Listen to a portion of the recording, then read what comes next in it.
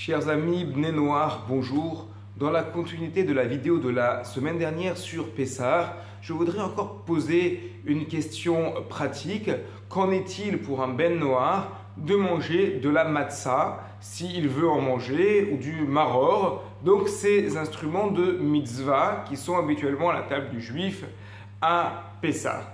Il y a un verset dans la paracha Bo qui dit à propos du Korban Pessah, du sacrifice de l'agneau pascal qui était apporté à l'époque du temple, Kol ben nechar lo yochalbu.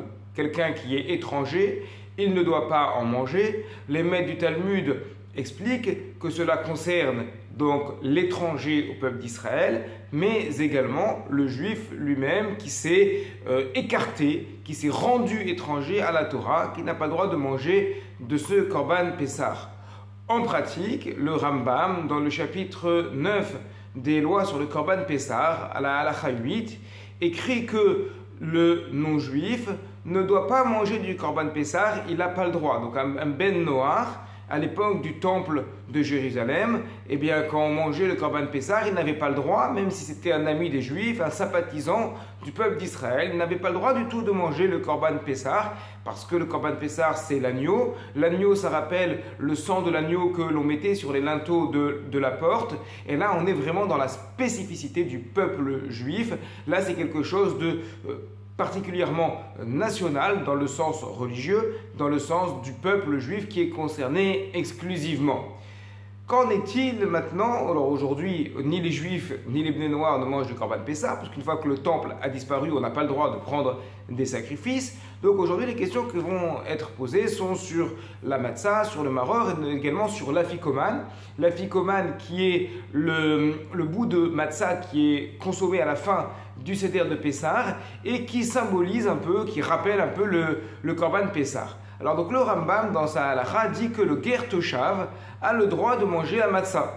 Le ger toshav, qu'est-ce que c'est le ger toshav? Alors il y a plusieurs opinions dans le Talmud et d'après certains le ger toshav littéralement ça veut dire l'étranger résident. Eh bien c'est justement le Ben Noach, c'est-à-dire c'est celui qui habite en Eretz Israël et qui a décidé de prendre sur lui les mitzvot des Bnei Noach. Alors qui habite en Eretz Israël, on ne parle pas de la situation d'aujourd'hui, mais dans une époque où il y a un véritable royaume d'Israël avec le temple de Jérusalem et donc on accepte les étrangers, puisque évidemment le judaïsme n'est pas du tout discriminatoire, on accepte les étrangers mais à une certaine condition, c'est qu'ils se plient à certaines lois. On ne leur demande pas de se convertir, mais on leur demande de se plier à certaines lois, dont notamment les lois de Noach. Alors le ger toshav, donc qui n'est pas juif, mais qui n'est pas non plus considéré comme un non-juif à tous les aspects. D'un côté, il n'a pas le droit de manger le Korban Pessah, l'agneau pascal, mais d'un autre côté, il a le droit de manger la matzah. Alors évidemment, il y a une question qui se pose d'après le Rambam, c'est qu'on connaît très bien comment pense le Rambam. Le Rambam pense qu'à part l'interdiction d'étudier pleinement la Torah, le Talmud, la Halacha, et l'interdiction de respecter complètement le Shabbat, que pour un Ben Noach, il est totalement permis, s'il le veut, pas obligatoire, mais permis de faire toutes les mitzvot.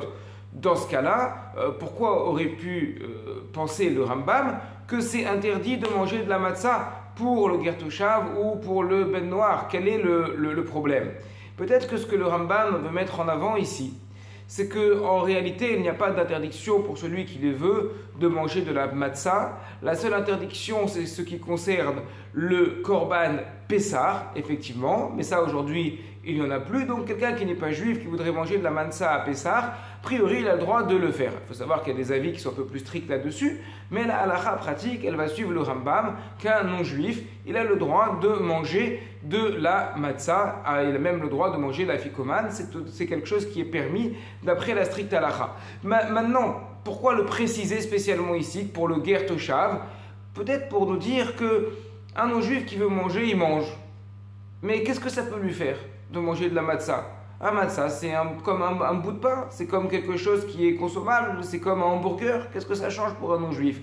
Par contre, le ger toshav et le Ben Noach, du coup, qui est inclus ici, lui, il conçoit, il sait qu'il y a un rapport au mitzvot. Donc quand on est Ben Noach, on a le droit, d'après ça, à Pessah sur le vœu, de manger de la matzah. Pourquoi? C'est plus qu'on a le droit, c'est même si on veut, on peut le faire.